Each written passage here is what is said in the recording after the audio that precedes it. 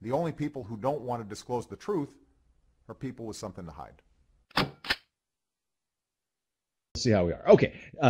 So I gave a fair summary here, I think, of your classmates. They were not conservatives like you, right? No, all liberals. Can you hear me okay, by the way, Scott? Yeah, you're doing good. So, right, we're doing good. No, they're all, extreme left liberals. Most of them in college called themselves radicals and Marxists. Today, they're almost all lawyers or members of government.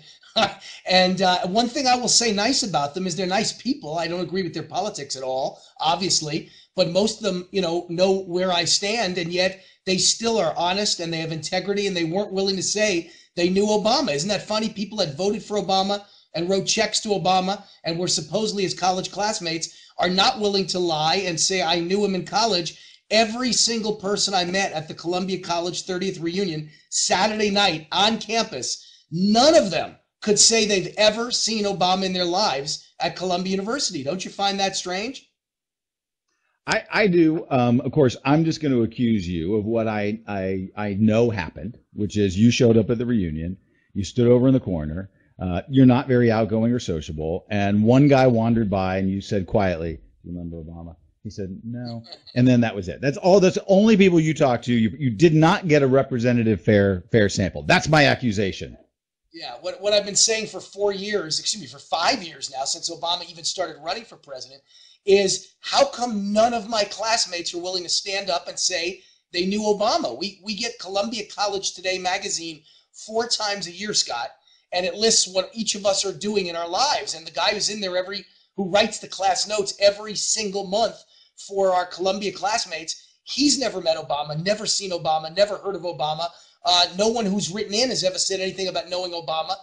They all know that I'm the troublemaker who says this, and nobody's ever bothered to fight me on it. And so showing up at the reunion, I thought either I'd be the most hated guy in the world, or if they spoke to me, it would be to get angry at me and say, well, I knew Obama, you're wrong, Wayne. There was none of that, Scott. Nobody met Obama. Nobody remembers Obama or Barry Soetoro or whatever he called himself in those days. And I think it's very scary. As I say in the article that's exclusive to your Blaze, I'm not saying he didn't go there. I believe he was registered at Columbia, so he can say that without lying. I believe he graduated Columbia, so he could say that without lying, and the administration could back him up. But his records are sealed, and the question the media should be asking is, what did he do in between the day he registered and the day he graduated? Why was he not seen? Why did he have no friends? Why did he never show up in a class? Something's wrong. Something smells rotten at Columbia. The only people who don't want to disclose the truth are people with something to hide.